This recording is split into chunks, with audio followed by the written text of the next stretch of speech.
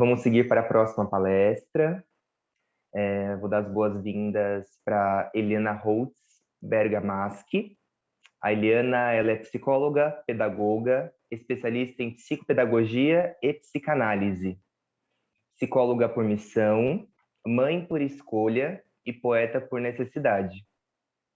Sua apresentação já é muito linda, quero muito estar a par do que vai vir com a apresentação, porque a Eliana é um presente para a gente no grupo também. É uma poeta de mão cheia, com uma sensibilidade, com um direcionamento para as palavras, assim, que sempre deixa todo mundo sem ar, num bom sentido, né? Tanto nós como facilitadores, quanto os enlutados, e é isso, é um presente. O tema dela hoje vai ser um estudo de caso, Sakura, a brevidade da vida. Então, mais uma vez, bem-vinda, Eli, o espaço é todo seu. Reiterando a orientação para o pessoal que está com a gente, primeiro, em relação ao certificado, o pessoal que já se inscreveu, a gente vai encaminhar em seguida o certificado nos e-mails.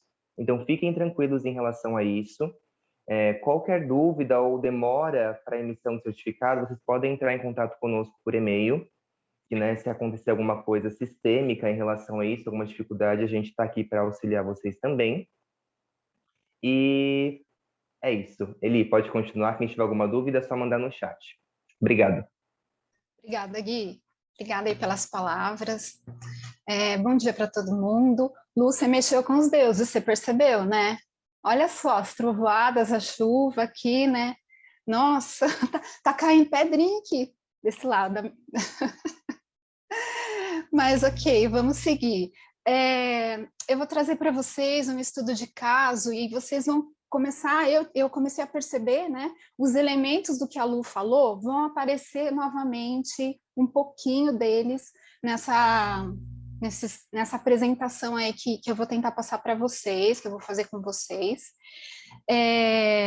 Eu estou trovejando aqui, que nem está lá fora, só queria confessar isso, e espero não chover logo, logo, porque a gente vai se emocionando com as coisas, né, e enfim, e daqui a pouco está todo mundo aí, né, em lágrimas, enfim, né, eu já quase desaguei aqui por ursinho, mas vamos seguir. Eu vou compartilhar com vocês, Bruna, consigo, né, você tinha dito que eu consigo?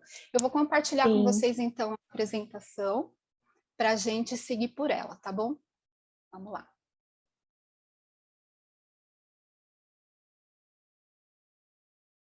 Deixa eu colocar no modo de apresentação aqui.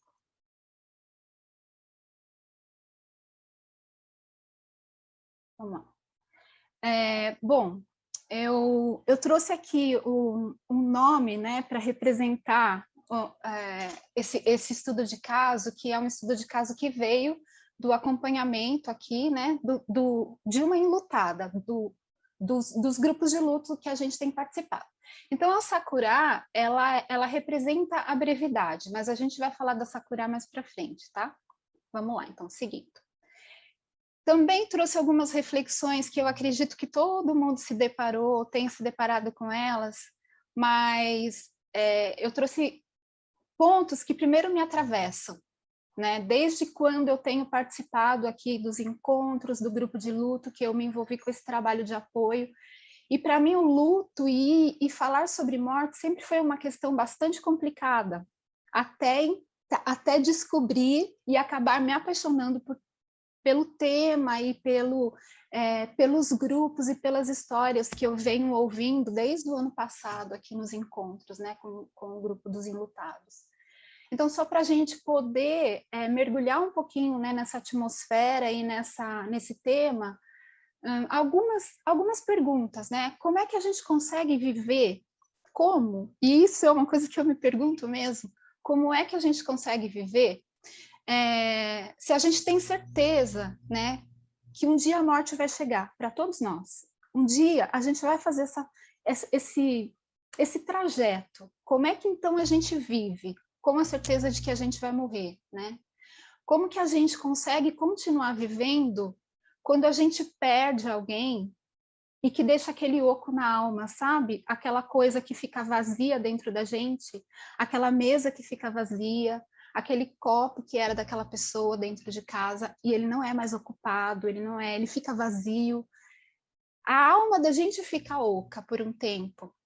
Como que a gente consegue viver depois de ter experimentado tudo isso com aquelas pessoas que a gente amou, de ter partilhado essa mesa, de ter partilhado uma taça, de ter partilhado um copo, de ter partilhado uma vida, uma história?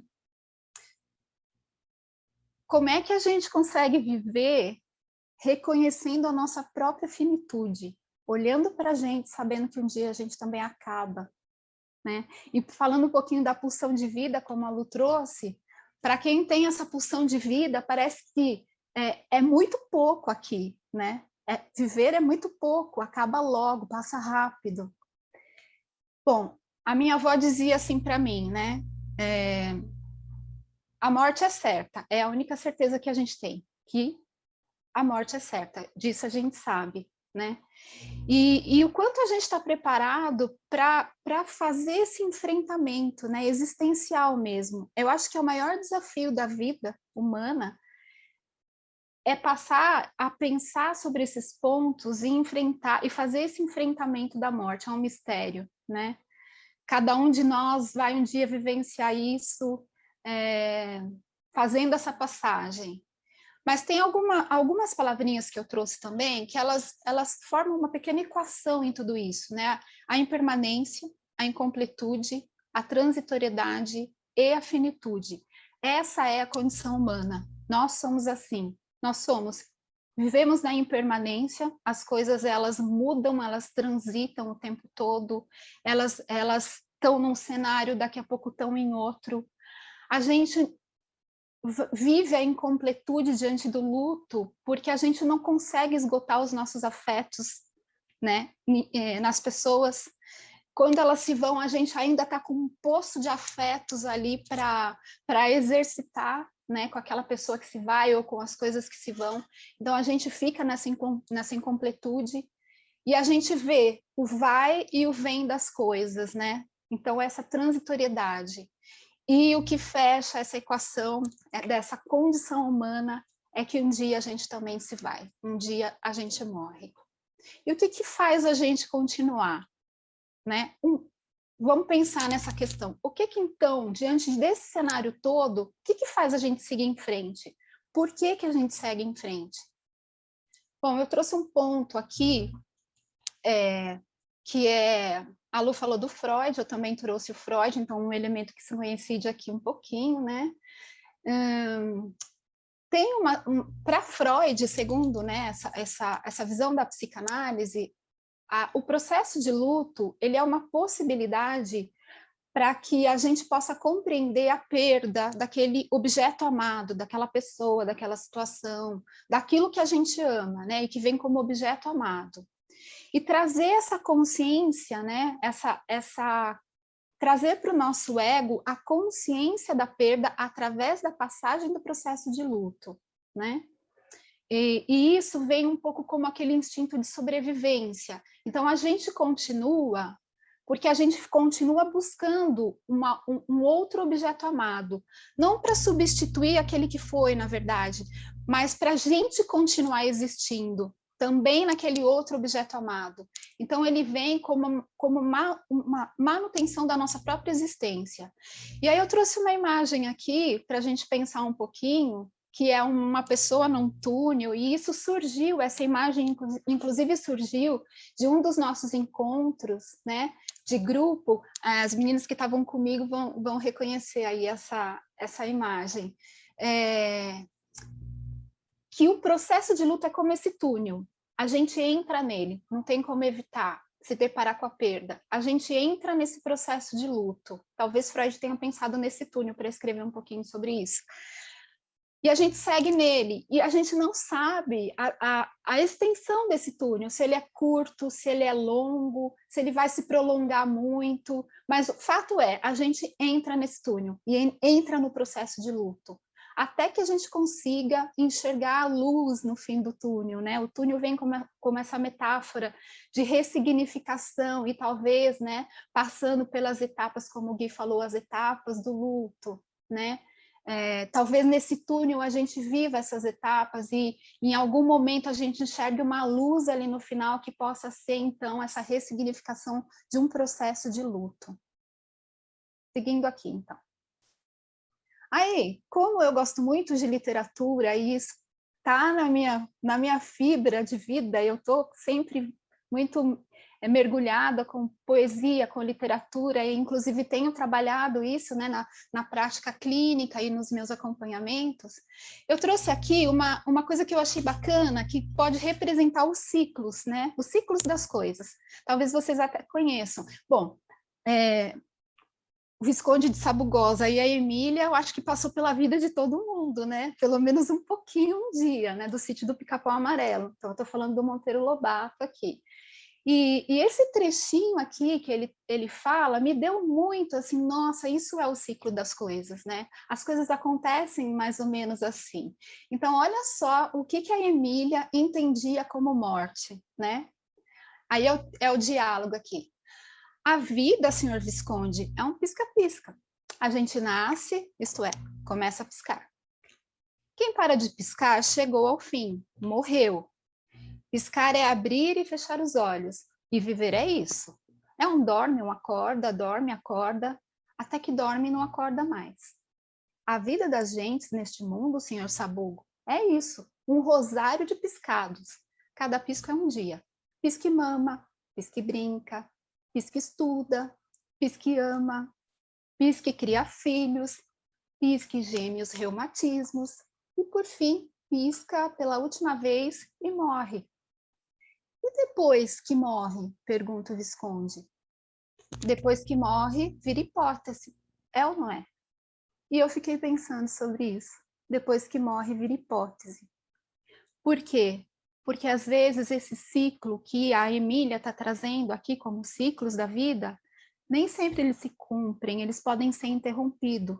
E aí entra essa hipótese. E se não fosse interrompido, como teria sido? E é um pouquinho do que a gente vai ver daqui para frente. Seguindo. A gente sabe que falar de morte ainda é bem complicado, né? Não é comum, as pessoas evitam, quando a gente fala sobre o tema, vamos trocar esse assunto, vamos falar de vida, vamos falar de outra coisa. Sempre a gente se depara com um diálogo desse, quando a gente traz a roda ou coisas. Em muitos momentos, eles se sentem muito julgados, porque o processo deles, né, de luto é um, o do outro é outro. A gente não vive um processo linear, as etapas de luto, não existe uma linearidade no processo de luto, cada um vive a seu tempo, a seu modo, e como pode essa passagem por esse túnel que a gente falou um pouquinho. E os grupos de luto têm sido esse amparo e esse lugar para falar da morte na realidade, né? Com realidade. Bom, o caso que eu vou contar para vocês, né, a história que eu vou contar para vocês, ela veio desse grupo, né, de um dos grupos, são vários grupos que a gente faz durante a semana, e ela veio de um desses grupos, e eu tive o privilégio, e posso dizer que é privilégio mesmo, e a oportunidade de acompanhar essa história um pouquinho mais de perto, fora dos grupos de apoio, conversar, né, com essa pessoa e poder partilhar a história dela e poder também oferecer um apoio psicológico, um apoio emocional, um amparo durante essa trajetória dessa história que não acabou. Então, eu vou contar um recorte dessa história para vocês, porque ela segue ainda, né? Vamos lá. Antes disso, eu vou falar das Sakuras, né? Que apareceu também, né, Lu, lá na sua apresentação, o símbolo das cerejeiras, né? E a cerejeira no Japão tem realmente essa representação de finitude, de brevidade, de uma coisa que dura muito pouco, mas que é muito bonita, né? Quem já viu as cerejeiras por aí e teve a oportunidade de andar por elas, enfim, é uma coisa sensacional, é uma floração maravilhosa, mas ela só dura 3 dias, então ela é muito breve. E a Sakuras tem essa representação ali na cultura japonesa, que vem com essa transitoriedade de passar rapidamente de trazer a finitude, né, a dimensão da finitude. Mas quando a gente olha para aquilo, é uma coisa belíssima, a gente fica mesmo assim extasiado, né? Mas dura muito pouco. E o caso que eu vou trazer agora para vocês, ele é bem parecido com essa floração das cerejeiras, né? Ele tem essa característica, por isso que eu quis intitular aqui a apresentação como Sakura e a brevidade da vida. Bom, falando um pouquinho do caso, claro que as identidades vão ser preservadas, enfim, né? Não vou falar dos nomes aqui de cada pessoa que está envolvida nesse caso, então está abreviado, tem algumas referências de idade, mas é a história de uma mãe, igualzinho está nessa figura, com 3 crianças, né? Então, é a mãe com um menino mais velho, com uma menina de 3 anos e com um bebê de 1 ano. Ela é nova, é uma mulher jovem, ela tem 26 anos, ela mora em São Paulo, na região norte de São Paulo, e ela é divorciada e os filhos são de pais diferentes. Em março desse ano, né, a vida dessa pessoa mudou a partir de março, muito. Ele, que é o filho de 1 ano, ele falece, que a gente chama do nosso bebê Sakura, se a gente puder fazer essa comparação com as sakuras, as cerejeiras, né, por conta dessa brevidade. Ele estava com 1 ano e meio e ele faleceu. Bom, enfim, diante, né, dessa perda, nós recebemos então a mãe e começamos a prestar todo esse apoio, né, esse amparo com relação a esse luto desse bebê de 1 ano, que foi então uma vida interrompida. Se a gente pensar um pouquinho ali no ciclo, né, da conversa da Emília com o Visconde, ele teria muito mais piscos pela vida ou piscadas pela vida do que 1 ano e meio só, né? Então, a vida foi interrompida nesse momento. A causa da morte foi suspeita de envenenamento por chumbinho. Eles moravam numa comunidade e na época, para poder fazer controle de praga, de rato, enfim, as pessoas da comunidade acabavam colocando chumbinho lá nas vielas e nas ruas, para evitar rato, enfim, proliferação de rato, mas as crianças também brincavam ali, ficavam soltas, enfim, né?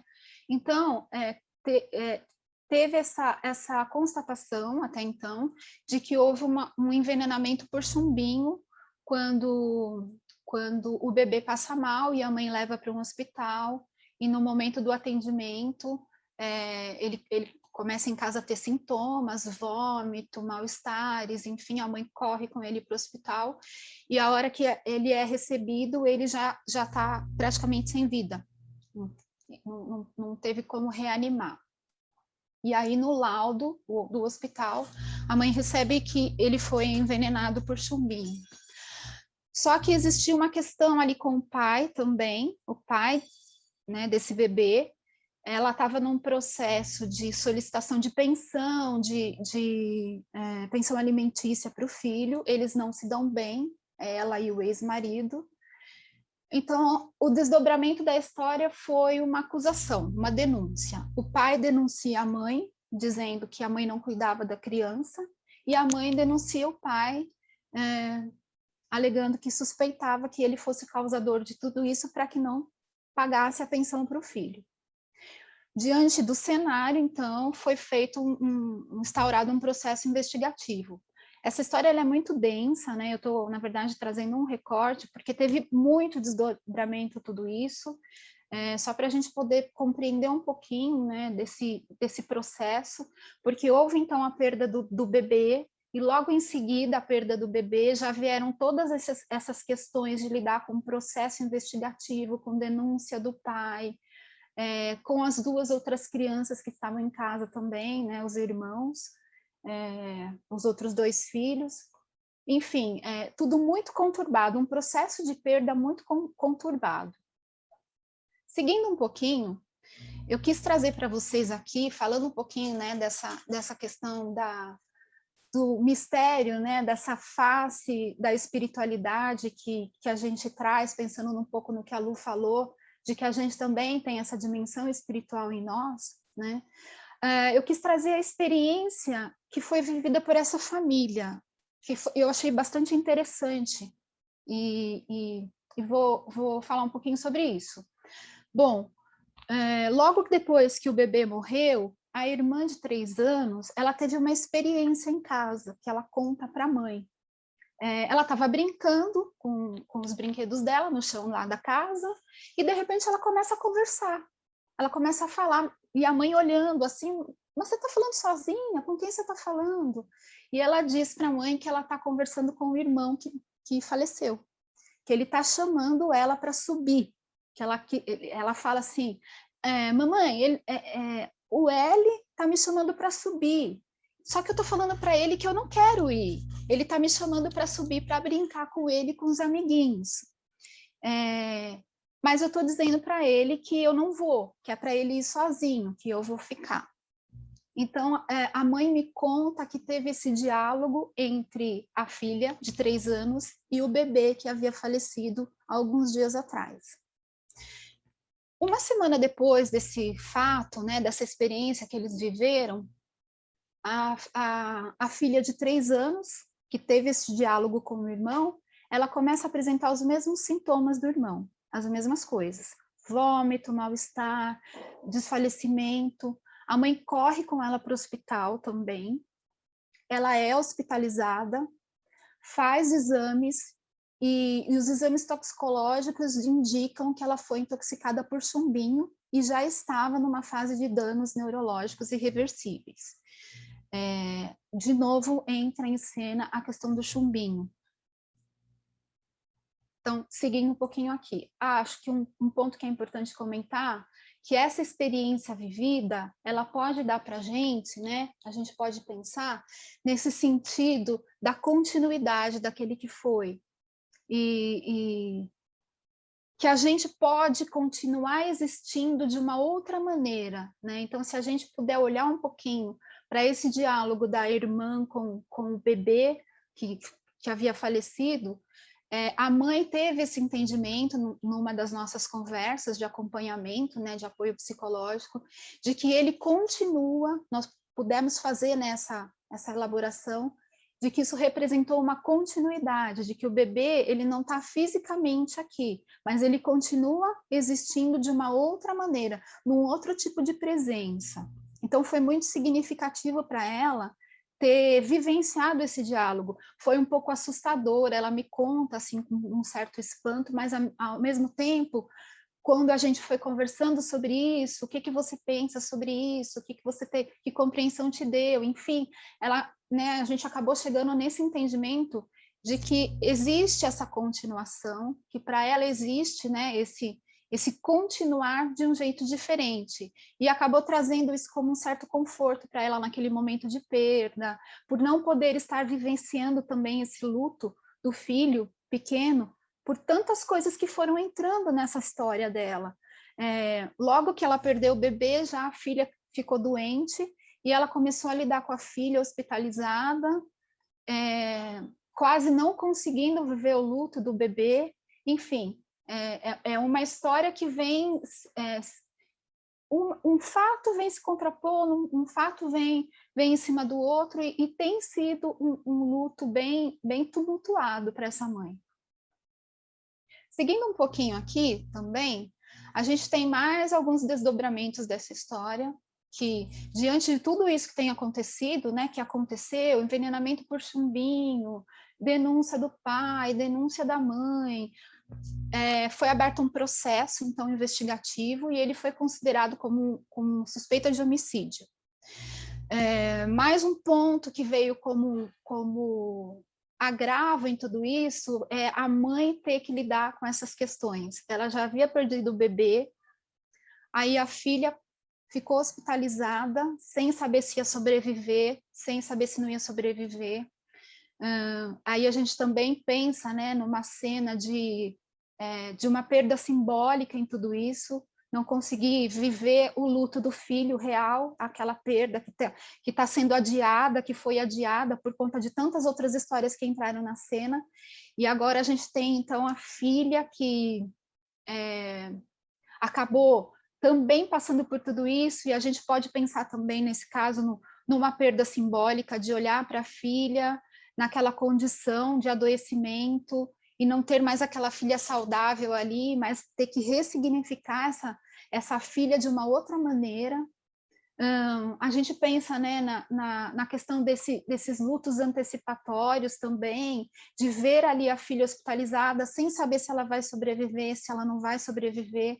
Então, a gente olhando para isso, a gente vê que há uma história densa, de muitas intercorrências, de muita interrupção, de impossibilidade de viver esses lutos de uma forma um pouco mais fluida. Bom, com tudo isso, a mãe passa, então, a ser acompanhada no hospital pela psicóloga hospitalar do hospital em que a filha ficou internada, está, inclusive, ainda, e pela assistente social. O papel dessas duas, né, figuras, a psicóloga e a assistente, elas vêm como um papel de apoio ali, tanto assistencial quanto psicológico, para ver as condições da mãe, de como ela tem passado por isso. Nós chegamos, inclusive, a conversar um pouco, né, com a psicóloga hospitalar, com a assistente social, dizendo que a mãe estava num grupo de apoio, dizendo que nós estávamos amparando a mãe com relação à questão emocional, psicológica, enfim, para que também elas soubessem que ela tinha um outro lado, que era outro amparo que não fosse só ali no hospital. Então, se deu esse processo de, à medida de que os laudos foram sendo feitos pela assistência social e pela psicóloga do hospital, de que a mãe teria ou não condições de ficar com a filha durante esse processo de cuidado hospitalar.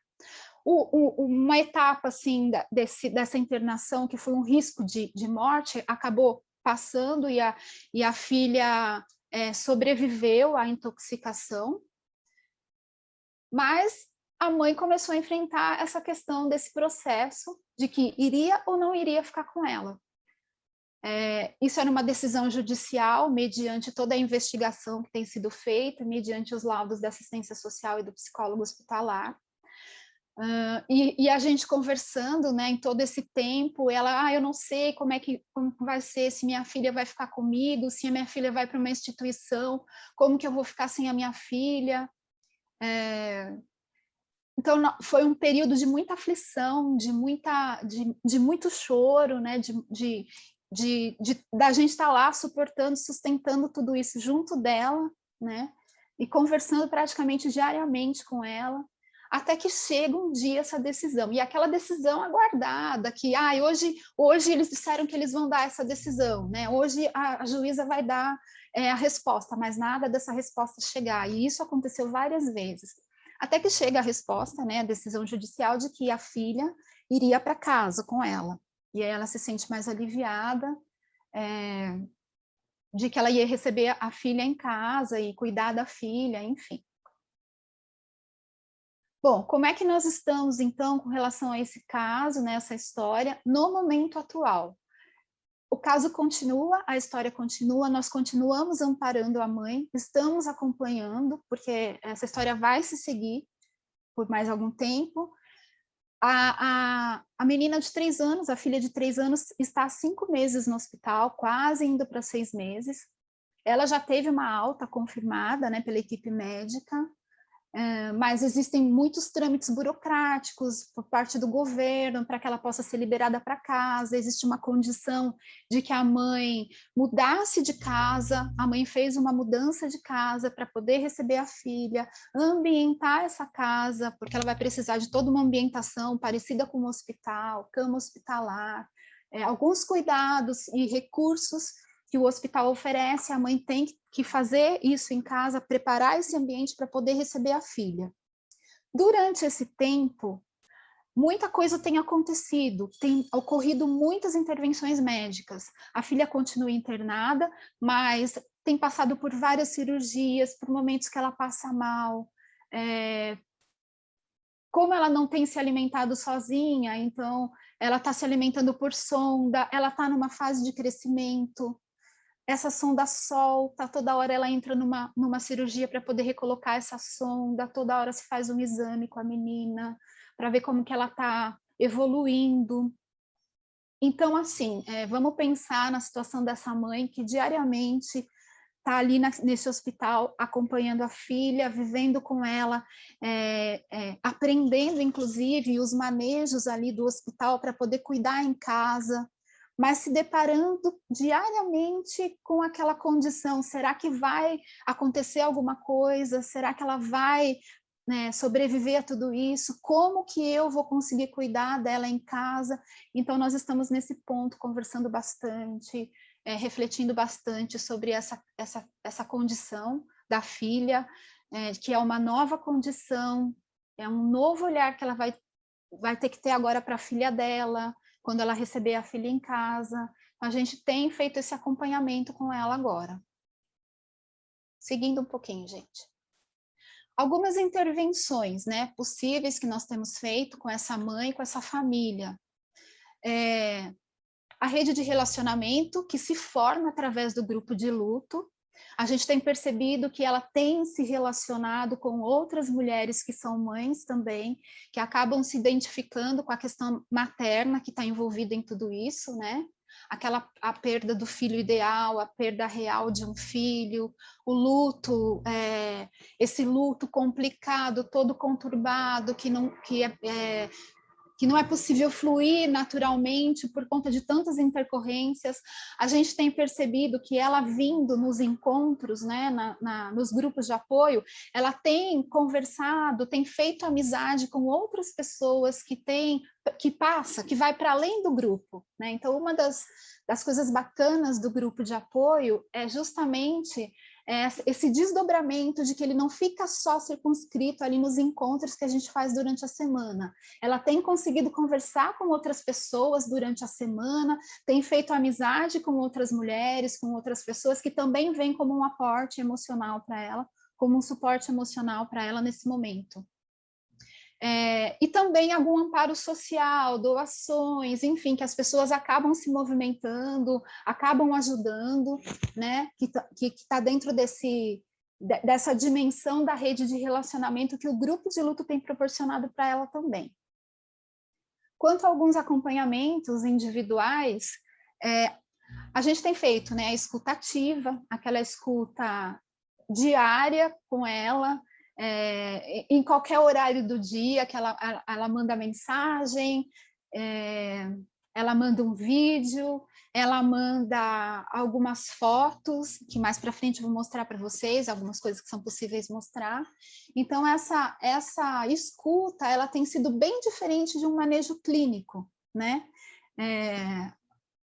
Tem esse apoio psicológico, mas acho que é interessante falar desse ponto também, o quanto a gente precisa ser criativo e se reinventar com relação a estar na presença do outro, né?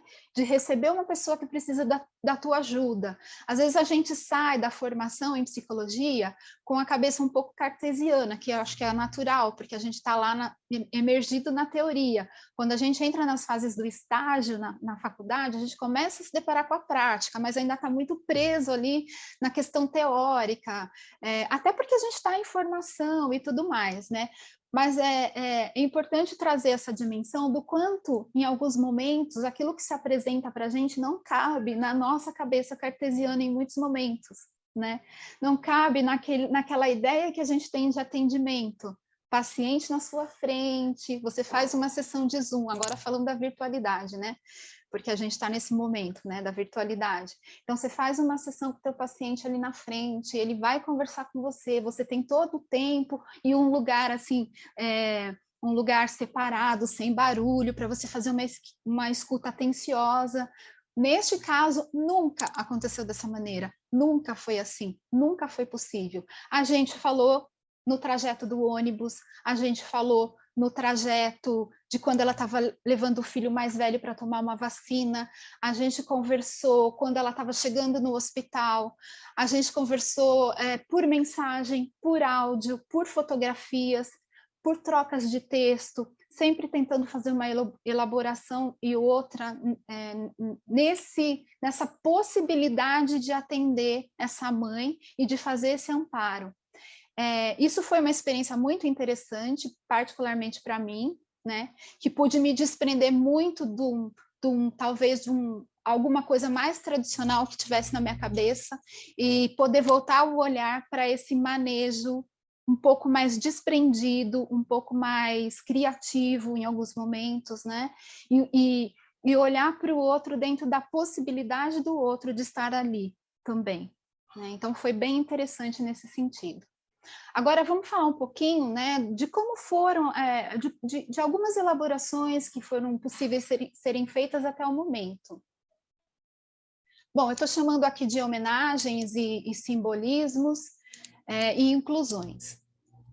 Aqui eu trouxe uma imagem que ela permitiu que eu trouxesse sobre, ela chama de, nós, né, conversando, ela chama isso de Jardim de L, que é onde está o bebê dela, que foi sepultado, e ela chama de jardim.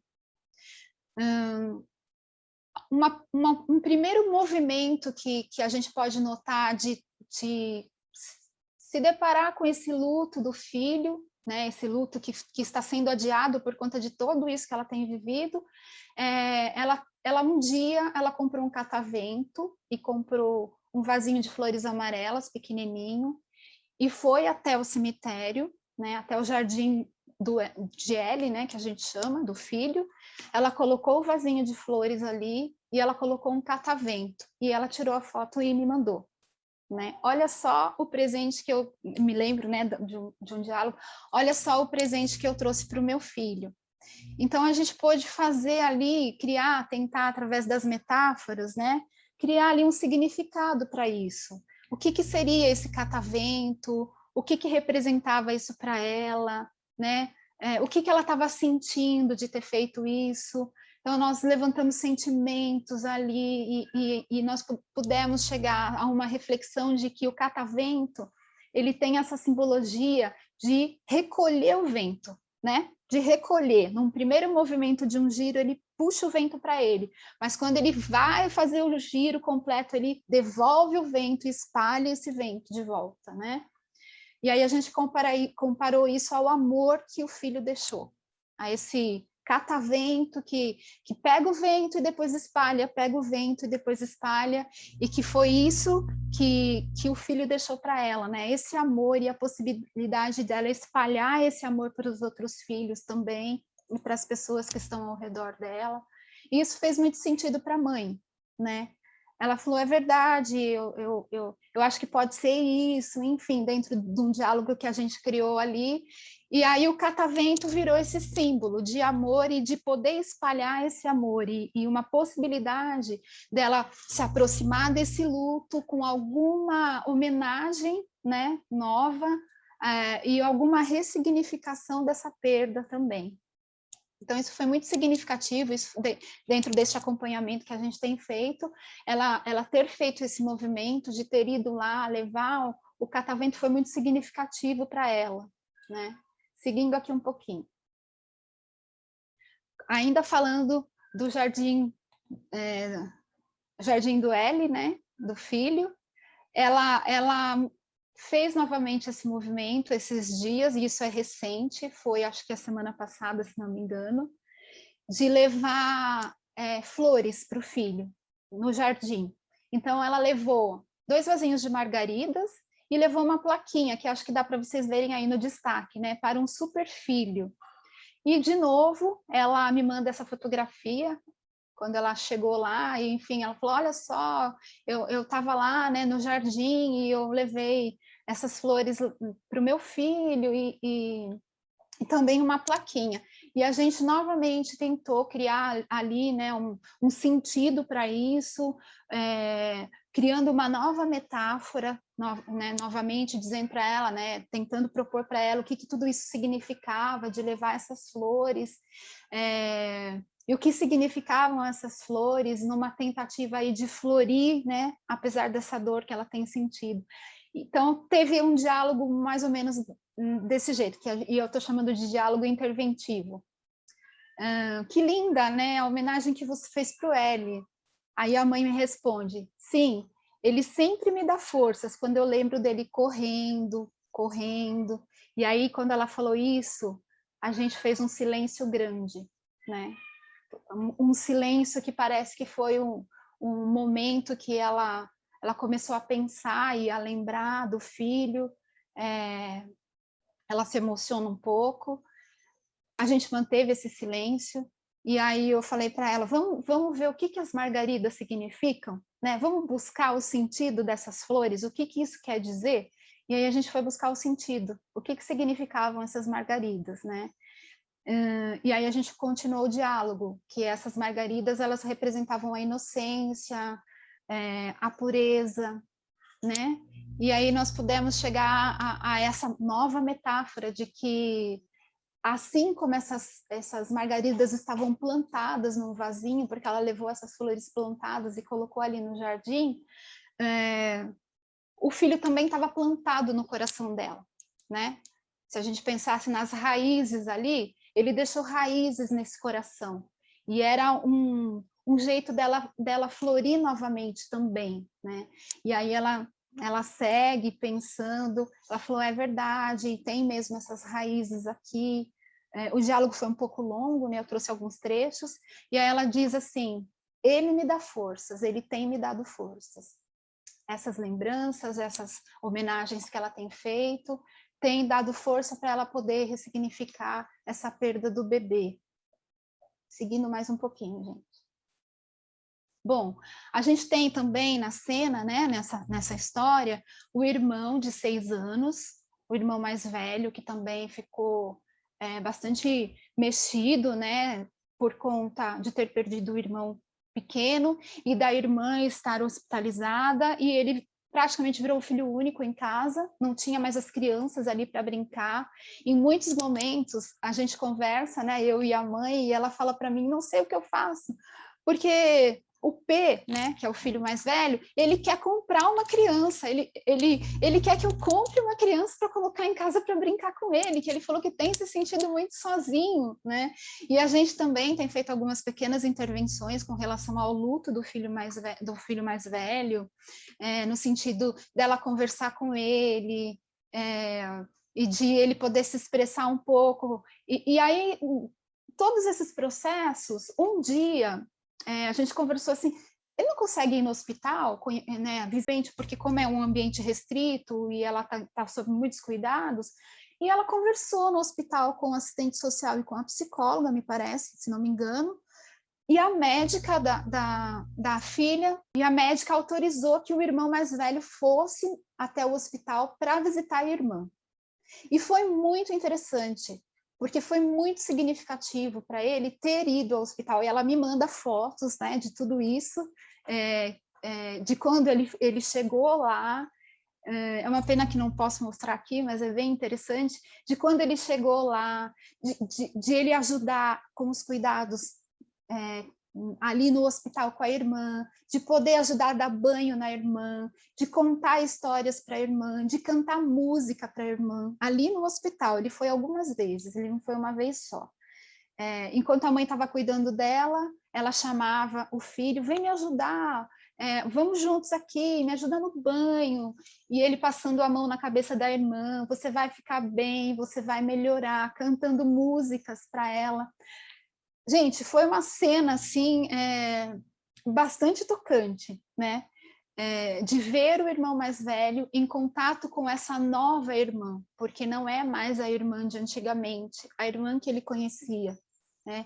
E ter que ressignificar também essa irmã. Ela não vai mais correr com ele, ela não vai mais brincar com ele, ela vai ficar acamada,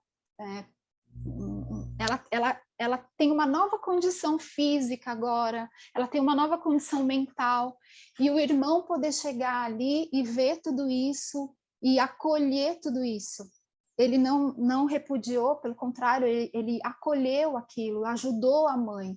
E aqui são alguns desenhos que ele fez para ela durante a visita, como como amparo. Ele diz, eu vou deixar aqui, a mãe me conta, né, que ele fez esses desenhos, não, deixa aqui para ela, para quando ela olhar os desenhos, ela lembrar de mim, para ela não esquecer de mim, né. Então, eu trouxe aí a imagem dos desenhos que o irmão mais velho deixou no hospital, coladinho ali na cama dela, e agora ele fala para a mãe, bom, eu já sei, agora eu já vi, eu quero que ela, eu só quero ver a minha irmã agora em casa, né? Eu quero cuidar dela em casa. A gente percebe que ele também tem feito esse movimento de tentar olhar para a irmã com um novo olhar, porque a mãe proporcionou isso também, levou ele até ela, né? De poder ver, e isso tudo é um processo, tá? Eu estou trazendo esse recorte, mas foi de março para cá tudo isso acontecendo, né? Um processo bem a conta-gotas mesmo, inclusive com o filho mais velho, dela mandar mensagens, o que eu faço, como que eu posso ajudar, tem acontecido tal coisa, e aí tem o amparo da escola também, que veio como amparo a escola, que ajudou também um pouco nesse processo dele. Bom, finalizando aqui, chegando aqui no final, eu trouxe um poema que acho que assim, né, a arte ela vem como um processo de cura em muitos momentos, né? Ela vem como ressignificação de muitas coisas em muitos momentos. E aí eu trouxe assim, né, o que nos atravessa como um profissional de psicologia? Como é que a gente sente chegar até nós essas histórias, né? Esse mundo do outro que a gente tem que entrar com tanto cuidado nele, né? Com tanto respeito. Como é que isso chega para a gente? Como essas coisas vêm nos atravessando? Como é que a gente lida com essa questão do luto? Cada um tem o seu processo, né? E a gente percebe que às vezes esse tema ele é muito difícil da gente receber, da gente digerir, da gente dar o devido tempo também para nós profissionais olharmos para ele. Então, como a gente está falando de flores, e as flores vieram com muito significado nessas intervenções que a gente tem feito com essa mãe, e comparando, né, a Sakurasa aí com a brevidade da vida, com a transitoriedade, eu quis trazer um poema aqui para vocês, que pode representar um pouco, né, através da poesia, que é um dos recursos que eu tenho usado, de metáforas, poesias, pequenos textos, pequenos trechos, para fazer esse acompanhamento com essa mãe, para poder trazer um pouco, né, de alguma beleza que existe, né, na questão dessas simbologias das flores, que ela tem feito uso delas para poder ressignificar um pouco esse luto, para poder viver, inclusive, esse luto. E aí eu escrevi aqui esse texto, esse poema, né, não é um texto, é um poema, para ver se faz sentido para todos nós, tá bom? Eu vou ler ele aqui, rapidamente.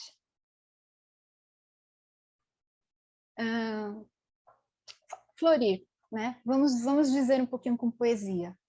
Este tempo mora na alma, alma que habita no corpo, corpo que carrega nas fibras o toque do mundo. Florir é um jeito de ser, de existir, de dizer sobre si. Quem sabe florir seja destino, quem sabe se aprenda. E quem é que sabe florir?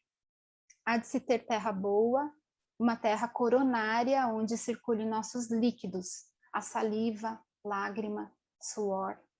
Boa musculatura, bons olhos, boas mãos e amparo. Choro. Afinal, quem chora rega o sorriso, a boca está na direção da lágrima. Há de se ter então boa palavra, essa palavra temperada com sal. Palavra flor, que enfeita, sustenta, nada frágil, embora pareça.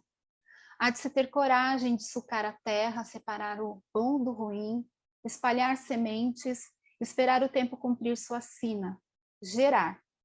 Quem pelo caminho faz isso, deixa seus jardins por aí, cumpre o seu trabalho, planta no outro a flor que é. Florir é isso. Ver-se no bem me quer ou mal me quer de cada dia. É então e tão somente florescer. É tempo. E se a gente pensar um pouquinho nesse poema, a gente pode, quem sabe, quando a gente fala da palavra flor, a gente pensar em nós psicólogos como sendo esse campo onde recebemos essas sementes em muitos momentos, né, dos enlutados, das histórias que a gente escuta, ser esse lugar de receber com coragem o que o outro planta na gente, né? Até que isso gere também em nós, né? Para que a gente consiga gerar em nós um olhar mais humanizado para esse enlutado, para que a gente consiga florir de um jeito a oferecer essas flores, né? Da nossa escuta, tentando fazer metáfora com as flores aqui, né? Da nossa escuta um pouco mais despretensiosa, desprendida, mais solta, quem sabe mais criativa, de receber o outro como ele chega, como ele está, e nem sempre nos moldes que a gente concebe dentro da nossa mente, né, dos nossos aprendizados, olhar para uma alma humana sendo também uma alma humana, né? E se a gente pensar também deste lado aqui da poesia, eu destaquei algumas palavras dela, que é o jeito de ser, cada um tem o seu, cada enlutado vem de uma maneira, né, como essa história que ela é densa, ela é complicada, às vezes ela é até difícil de contar, porque tem muito detalhe, né, mas ela chega no tempo que ela chega,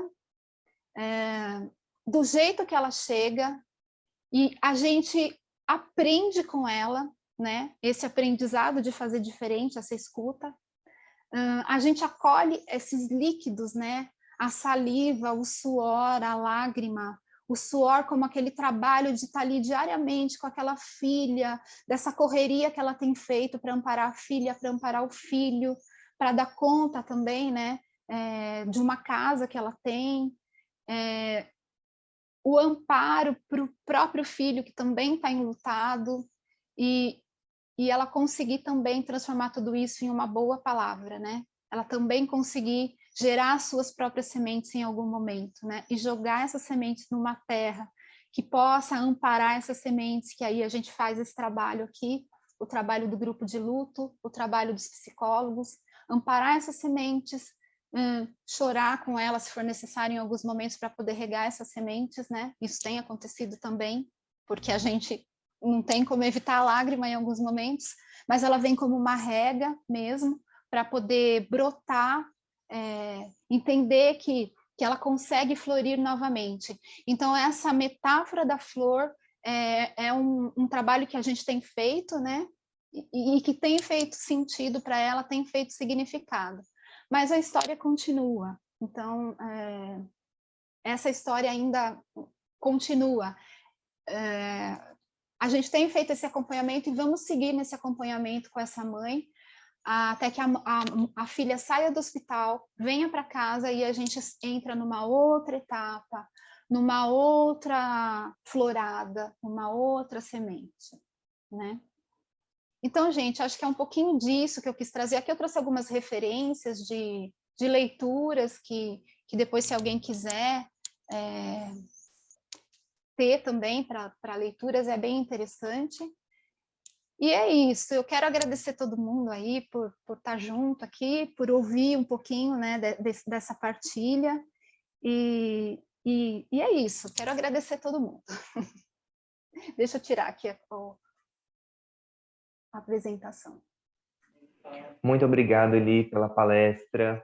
Acho que o pessoal conseguiu entender o que eu disse no começo, sobre as suas palavras, o jeito poético como você traz a vida e como é possível deixar até as coisas mais densas com uma leveza, né? Se eu posso usar essa palavra, porque existe beleza até nas coisas mais tristes e difíceis da vida, né? A gente que trabalha com luto, a gente percebe isso o tempo todo. E quando você traz isso nessas palavras e desse jeito literário, é muito bonito perceber isso. Então, mais uma vez, obrigado. O chat está bombando, das pessoas elogiando, te agradecendo, se sensibilizando com o que você trouxe, te dando os parabéns. Então, acho que é só um pouquinho desse reconhecimento que você merece por trazer tudo isso, ter feito esse estudo aprofundado, estar acompanhando essa família. Então, mais uma vez, muito obrigado, viu, por toda essa disposição de estar aqui com a gente. Olha, eu também estou sendo muito acompanhada, então eu também agradeço, porque assim, né, eu estou lá acompanhando essa família, mas eu estou sendo muito acompanhada por muita gente também, porque a gente precisa um do outro, né? Não dá para esquecer disso, né? Eu também vou me alimentar em algumas fontes aqui, as pessoas sabem disso, né? Ah, me ajuda, como é que a gente pode pensar nessa questão, né? E essa dinâmica, ela tem que existir sempre, né? A gente aprende, se esvazia para ensinar alguém, vai lá e aprende com quem está podendo ensinar naquele momento, e é uma dinâmica assim, né? E tem sido maravilhosa a participação aqui com todo mundo, o aprendizado que a gente tem aqui, não tem como descrever, gente, é uma experiência única, né? Cada um tem a sua aqui, né? Assim como o luto é uma experiência única, o aprendizado destes grupos também é uma experiência única, né? Cada um tem a sua, a sua passagem, né? Para aqui. Então, eu que agradeço muito, né, pela oportunidade de vir aqui falar. Até parou de chover, vocês viram, né? Parou de trovejar. E assim, e eu não sei se eu falei muito rápido, mas assim, agradeço muito por poder partilhar essa história com vocês, um pouco dessa história com vocês também. Tá bom? Obrigada. Muito obrigado mais uma vez, Eli.